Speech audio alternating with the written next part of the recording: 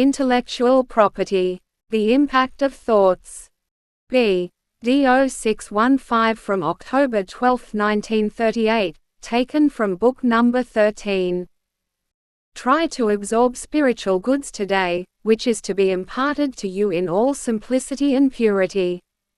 On earth as well as in the hereafter, those forces remain unused for the progress of the soul, which are too much active in worldly things, or in the hereafter, are not yet able to detach themselves from matter.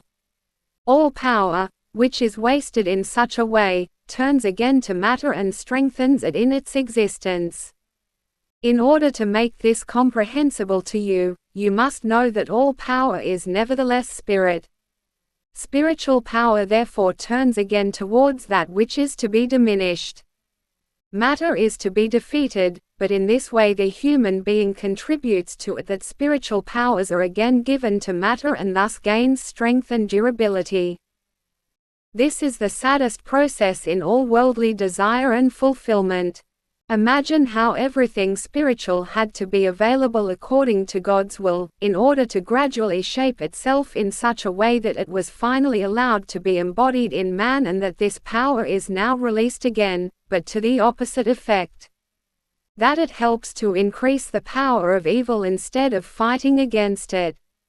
When you humans thus look at your life and consider how much you strive to keep earthly goods together, and how you fear every earthly loss, how you, on the other hand, care so little for the spiritual, the true wealth of the soul, so little cared for and indifferent to great losses. When you consider that this lost property is condemned to travel the same road again, and it is in your power to prevent this, it is difficult to make clear to you the concept of spiritual good, as long as you still languish in worldly bonds.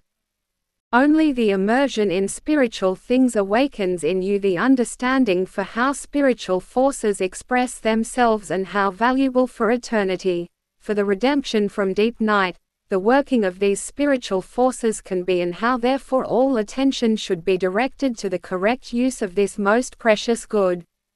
Every thought of man is spiritual power, and so it is already to be understood from this, that every thought would have to turn upward, if this power is to be applied in the sense of God, but that all thinking of the earthly and especially the desire for it also requires this spiritual power, which, however, is not applied according to its true purpose. Without distinction, people would find support from above with goodwill, because the spiritual power itself attracts this support. But just always according to the will of man. Because likewise also the counterforce is anxious to grasp the spiritual turn towards it, to strengthen itself. And every effort of this power is unsuccessful if man himself is addicted to worldly desires and strives too much for earthly good, which excludes an absorption in the spiritual. So also in this respect, man's thoughts are extraordinarily responsible, and it has an effect already on earth favorably or unfavorably whether spiritual power is increased or reduced. He who has his will upwards, his spiritual good will be increased. But he who strives for the goods of the earth, will lose. Amen.